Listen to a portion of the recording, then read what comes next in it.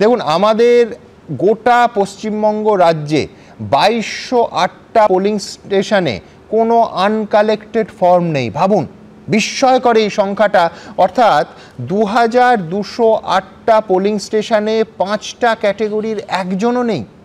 এটা বিশ্বাসযোগ্য? দেখুন, এটা যে ধরনের এসআইআর হচ্ছে তাতে সত্যি কথা বলতে কি আমার অবাক লাগছে যে এত পাবলিসিটি, এত খরচ, এত মানুষের টেনশন সবই জলাঞ্জলি গেল। কত মানুষ অন্য কোথাও গেছে সে তথ্য আমাদের কাছে তো নেই, কিন্তু কত মানুষ মারা গেছে তার তো হিসেব আছে। পশ্চিমবঙ্গে 2001-এর সেন্সাস বলে দিচ্ছে যে প্রতি 1000 জনে 7 জন মারা যেত 2001-এ। এখন সেটা কমেছে 5.5।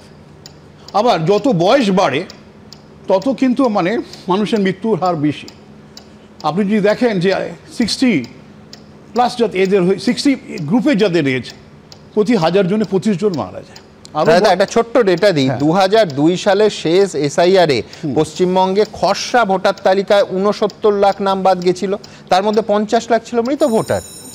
সেটাই তখন জনসংখ্যার ভোটার কত ছিল হিসেব করুন। আমি এই যে 2200 বুথ বললেন, 2200 পোলিং স্টেশন বললেন, 2208 পোলিং স্টেশন, যার মধ্যে একাধিক বুথ আছে। প্রত্যেক পোলিং স্টেশনে একটা করে বুথ আছে, কোথাও তো মাল্টিপল থাকতে পারে।